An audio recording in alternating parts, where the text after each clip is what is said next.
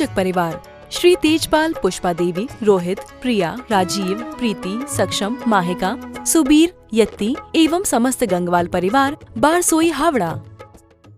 आपके अंदर गुस्सा है ना, चेहरे पर परिलक्षित हो जाएगी। आप किससे भरे, कालमा चेहरे पर आ जाती है। जब आपको अंदर गुस्सा फूटता है तो चेहरा कैसा हो जाता है? आप चेहरे से पढ़ लेते हो, भैया दूर रहे ना, वो तो आग बबूला हो रहे हैं। क्या हो रहे हैं? जबकि उसको आग वहाँ है क्या? नहीं है। लेकिन आप क्या बोलेंगे सुमंत भैया? भैया दूर रहना सुनील भैया, वो तो आग बबूला हो रहे हैं, आग बबूला। अब आग का बबूला, आप समझिए। चेहरे को देख करके कह दिया आपने आग बबूला हो रहे हैं। और दूसरे चेहरे को देख करके विजय भैया पदमचंद जी बोलते हैं, देखो देखो उनका चेहरा कितना अच्छा सौम्य है। क्या है? सौम्य चेहरा है, मुखमंडल पर प्रसन्न दिखाई दे रहे हैं। वो तो हमेशा मुस्कुराते रहते हैं, हमेशा ही मुस्कुराते रहते हैं। बहुत अच्छा स्वभाव है उनका। सूरज भैया क्या बोलेंगे? बहुत अच्छा स्वभाव है। उत्तम भैया कहेंगे भैया वो तो उत्तम स्वभाव वाले हैं। कैसे हैं? एक पहचान होती है। और छोटू भैया कहेगा नहीं नहीं वो फलाना व्यक्ति बहुत गुस्सैल है, हम नहीं जाते, हम उनसे बात नहीं करेंगे। नहीं नहीं आप बात कर लो, हम नहीं करेंगे उनसे बात। आपका मन क्या होगा? हम उनसे बात नहीं करेंगे, आप कहो तो उनसे बात कर लेंगे। ऐसा बोलते ना, उनसे बात नहीं करेंगे, आप कहो तो उनसे बात कर लें। इसका मतलब क्या हुआ? आप उनके पास चले जाओ। नहीं उनके पास हम जाना नहीं चाहते, बिल्कुल नहीं, आप ही चले जाइए। हाँ आप कहो तो उनके पास चले जाते हैं। जय कुमार जी आ गए हैं, हम उनके पास चले जाते हैं। नहीं एक आप ही बोलते हैं ऐसा, क्या बोलते हैं आप? ऐसा बोलते हैं। इसका मतलब क्या है? हमारा चेहरा जो है व्यक्तित्व का परिचायक है। बागचंद जी, हमारा चेहरा ये व्यक्तित्व का परिचायक है कि आप किस प्रकार के व्यक्तित्व वाले हैं। इसलिए बात में जो कह रहा हूं, चेहरे की बात यहां पर चल रही है। मानतुंग स्वामी कह रहे हैं कि आपका मुखमंडल चंद्रमा के समान है। नहीं,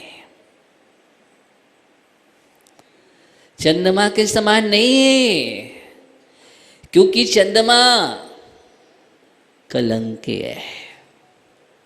क्या लिखा है यहां पर? बिंबम कलंक मलिनम, कलंक से मलिन है। इसलिए आपके चेहरे को हम चंद्रमा की उपमा नहीं दे सकते हैं, जो पलाश के समान दिन में फीका पड़ जाता है। क्या होता है? पलाश के पत्ते के समान फीका पड़ जाता है। अरे सूर्य जब होता है उदय, चंद्रमा दिखाई देता है क्या? फीका पड़ जाता है। वो पलाश जिस प्रकार फीके पड़ जाते हैं, कुछ नहीं रहता, फीका पड़ जाता है। आप समझ रहे हैं इस बात के लिए? जहां पर जिनसूर का उदय होता है, उनके आभा मंडल के दिव्य तेज से सबके चेहरे, सब हृदय, मन, चित्त और चेतना सब खिल जाती है कमल की तरह सूर्य उदय होते हैं। लेकिन जो सरागियों में लगा है,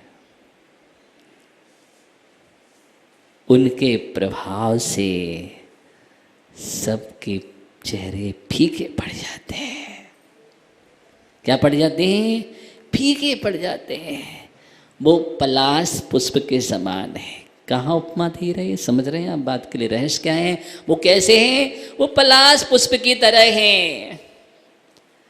इसलिए तुम कहाँ लगे हो?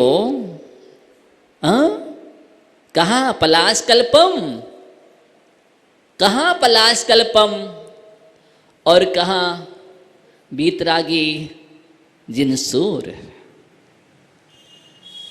वीतरागी जिनके सूर के समक्ष भव्य कमल ही खिलते हैं, कुमुदनी नहीं, मुरझा जाती है।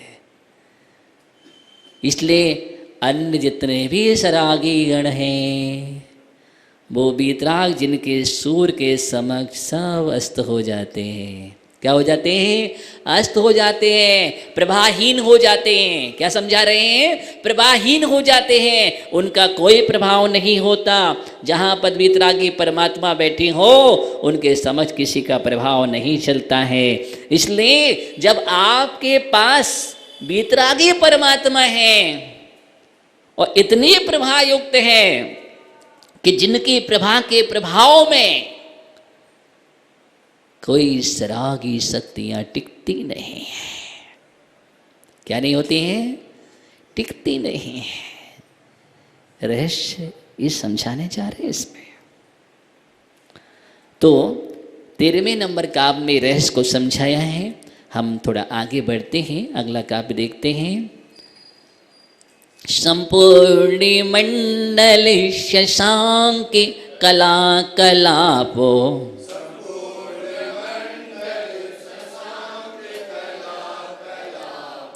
शुभ्रा गुणास्त्रिभुवनं तव लंघयन्ति,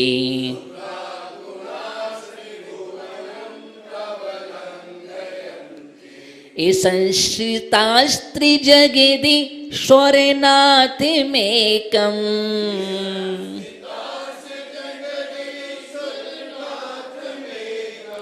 कस्तान् निवारयति संचरितो यथेष्टम्।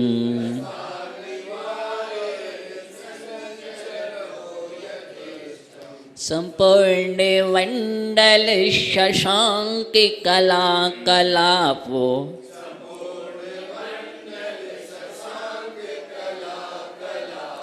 शुभ्रा गुणास्त्रिभुवनं तौ लंघयन्ति,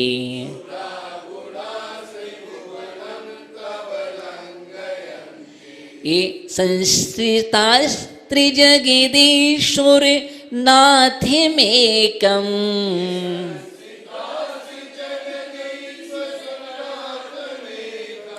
कस्तान् निवारयति संचरितो यथेष्टम्।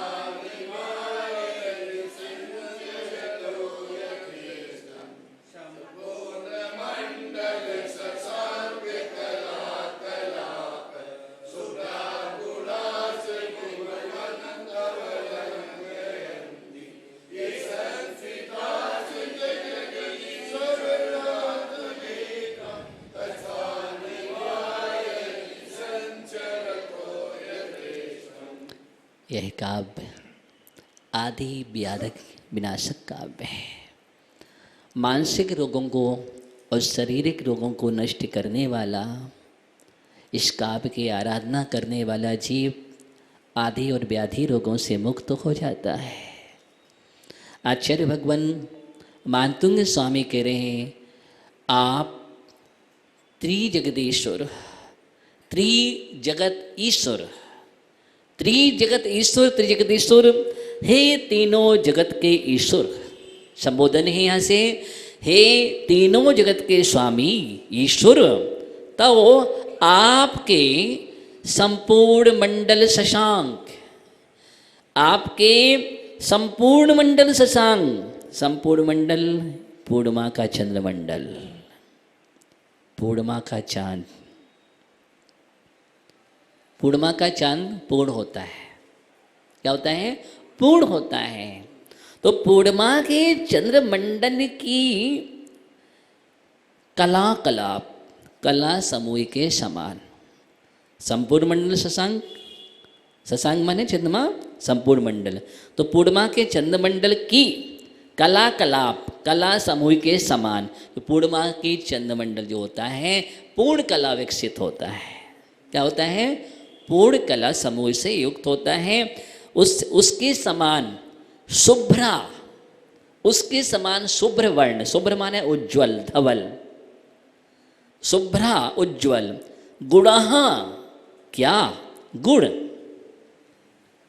त्रिभुवनम, तीनों लोकों को, त्रिभुवन माने तीनों लोकों को, लंघयन्ति, उल्लंघन करते हैं।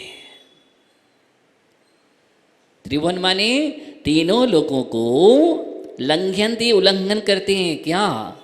आपके उज्ज्वल गुण। गुणों के साथ बतलाया है। एक तो गुण बतलाए हैं, गुण कैसे होते हैं, तो गुण बतला रहे हैं पूर्ण चंद्रमा के, चंद्रमंडल की कलाओं के समान शुभ्र है, उज्ज्वल गुण है, पूर्ण विकसित है। जैसे चंद्रमा पूर्ण होता है ना, ऐसे आप गुणों से पूर्ण हैं। कैसे हैं? गुणों से पूर्ण है। जैसे चंद्रमा शुभ्र होता है, वैसे आपके उज्ज्वल गुण हैं। ये आपको समझाने के लिए बतलाया है। कल बतलाया था कि आपके तो ऐसे है कि उपमातीत है, लेकिन फिर भी उपमातीत वाले गुणों को भी समझाने के लिए उपमा से समझाना पड़ता है, क्योंकि हम लोग मंदबुद्धि है ना। इसलिए यहाँ पर आचार्य मानतुंग स्वामी कह रहे हैं कि आपके गुण तीनों लोक को उल्लंघन करते। इसका मतलब तीनों लोक में ऐसे गुण है ही नहीं। क्या से निकला? है ही नहीं है। और ए संसितः, ये मान है जिन्होंने, नाथम एकम एकमात्र, नाथम माने आप जैसे स्वामी का, जिन्होंने एकमात्र आप जैसे स्वामी का संसितः आश्रय लिया है। क्या लिया है? आप जैसे स्वामी का आश्रय लिया है। तान, कस्तान, इसका हम संधि विच्छेद करेंगे तो कह प्लस तान, सा का विसर्ग, कह तान। तान माने उन्हें, यथाइष्टम, शिक्षानुसार, यथेष्टम में भी संधि है, यथा प्लस इष्टम, उन्हें, यथेष्टम माने स्वेच्छा अनुसार, यथाइष्ट बोलते हैं ना जो हमारी इच्छा हो, जैसे हमारी इच्छा, तो शिक्षा अनुसार संचरतो, यानी संचरतः, संचरतः विचरण करने से, कहा माने कौन, निवार्यते, कौन रोक सकता है?